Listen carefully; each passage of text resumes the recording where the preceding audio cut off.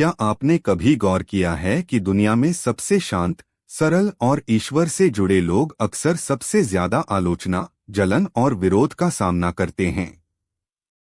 जो किसी का बुरा नहीं सोचते, जो किसी को नुकसान नहीं पहुंचाते और जो भीतर ही भीतर ईश्वर का स्मरण करते रहते हैं, उन्हीं से लोग सबसे ज्यादा चिढ़ते क्यों हैं?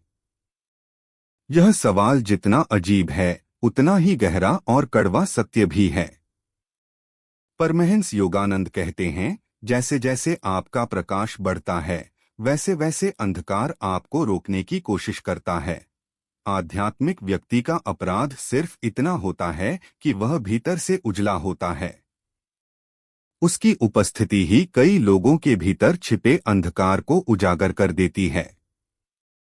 जब कोई व्यक्ति सत्य में जीता है, ईमानदारी से चलता है और शांत मन से जीवन को स्वीकार करता है, तो उसकी ऊर्जा उन लोगों को असहज कर देती है जो अपने ही भीतर उलझे हुए होते हैं। लोग बाहर से कुछ नहीं कहते, लेकिन भीतर सवाल उठते हैं, यह इतना शांत कैसे है, यह संतुष्ट कैसे है, यह बिना दिखावे के खुश कैसे है। और यहीं से जलन जन्म लेती है। योगानंद जी कहते हैं कि दुनिया उससे नहीं जलती जो महान है, दुनिया उससे जलती है जो महान होकर भी विनम्र है। आध्यात्मिक व्यक्ति में कोई दिखावा नहीं होता और यही बात अहंकार को सबसे ज्यादा चुभती है। उसकी शांति दूसरों की बेचैनी को उजागर कर देती है और उसकी मुस्कान कई लोगों को उनके भीतर के खालीपन की याद दिला देती है। कुछ लोग इस रोशनी से प्रेरित होते हैं, लेकिन कुछ लोग परेशान हो जाते हैं क्योंकि वह रोशनी उन्हें यह बता देती है कि वे भीतर कहाँ खड़े हैं।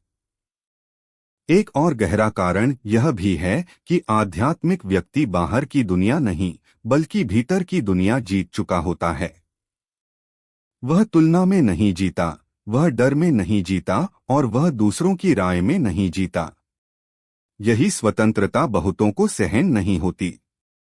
लोग सोचते हैं, यह गिरता क्यों नहीं, यह टूटता क्यों नहीं, यह नाराज क्यों नहीं होता। जब उन्हें कोई कारण नहीं मिलता, तो जलन ही उनका सहारा बन जाती है। सबसे कड़वा सच यह है कि आज की दुनिया में अच्छाई भी जलन का कारण बन जाती है, क्योंकि अच्छाई लोगों को उनकी बुराई का आईना दिखा देती है। पवित्रता आकर्षण भी पैदा करती है और विरोध भी। जिसका हृदय साफ होता है, वह इस रोशनी की ओर खींचता है, और जिसका हृदय धूमिल होता है, वह या तो दूर भागता है या ईर्ष्या करने लगता है। लेकिन सवाल यह है कि आध्यात्मिक लोग इस सब के बावजूद अपने प्रकाश को कैसे बचाए रखते हैं।